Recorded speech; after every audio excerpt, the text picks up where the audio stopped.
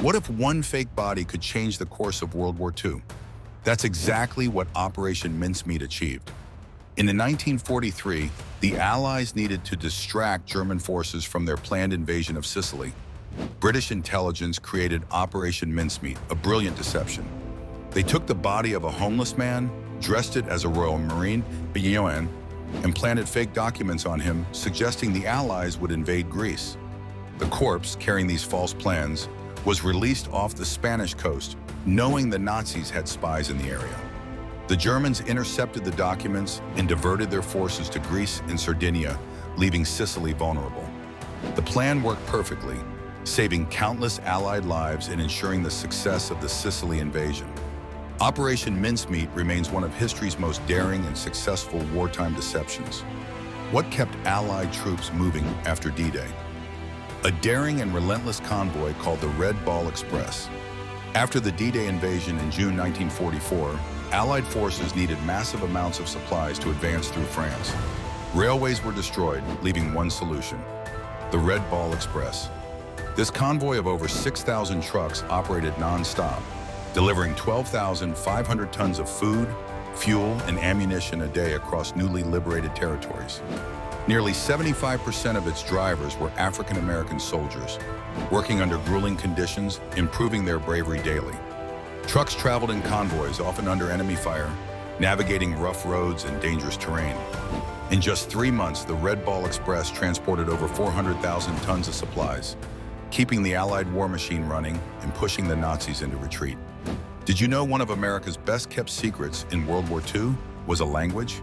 Meet the Navajo codebreakers, whose unique skills helped win the war. During World War II, the United States military needed unbreakable codes to outsmart their enemies. Enter the codebreakers, Native American soldiers who used their languages to create secure communication systems. The Navajo codebreakers were the most famous. Their language was complex, unwritten, and unknown to outsiders, making it impossible for enemies to crack. Using Navajo, they developed a code with over 600 terms, which helped transmit crucial battlefield messages in real time. Amazingly, the Navajo code was never broken throughout the war. It was so effective that many details remained classified until 1968.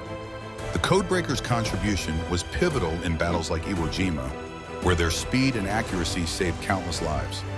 These unsung heroes earned recognition decades later, with Congress awarding them gold and silver medals in 2001.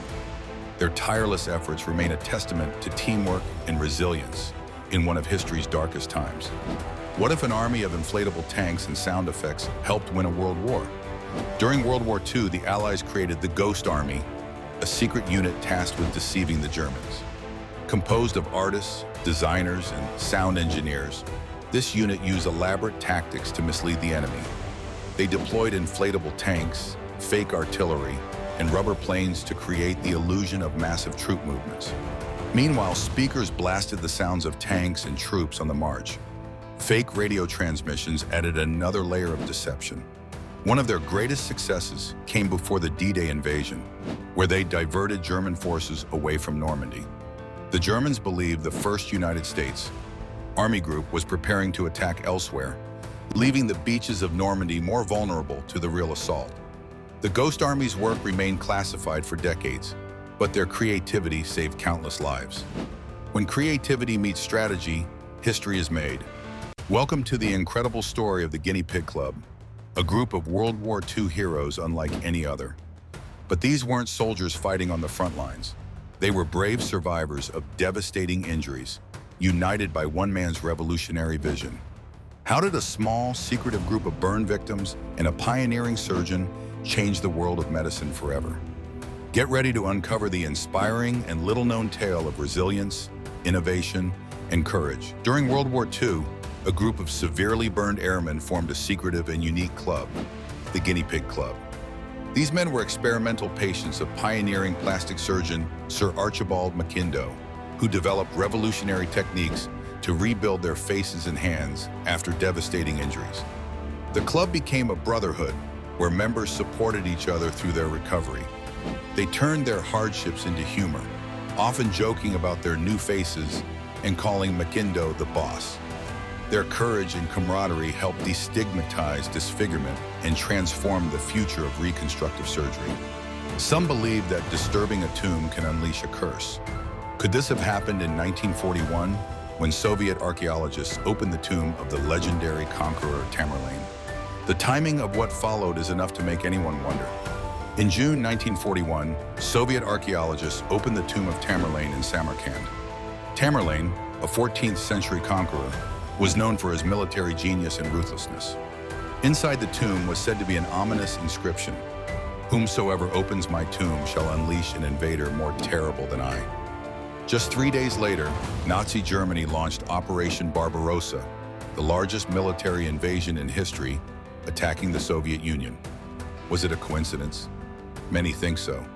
But this eerie timing has fueled a legend that opening Tamerlane's tomb unleashed the horrors of World War II. According to some stories, Joseph Stalin himself became unnerved and ordered Tamerlane's remains reburied with full Islamic rituals. And here's where it gets even more mysterious. Shortly after the reburial in 1942, the tide of war turned in the Soviets' favor. So, what do we really know?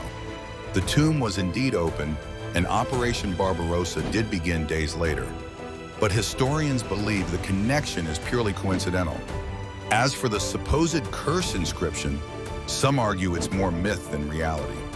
And while the reburial did happen, attributing the Soviet victories to this act overlooks critical factors like military strategies and resource allocation. In World War II, one of the U.S. Navy's greatest victories led to one of its worst tragedies. The story of the Navy ship, the Indianapolis, is one of secrecy, survival, and shocking failure.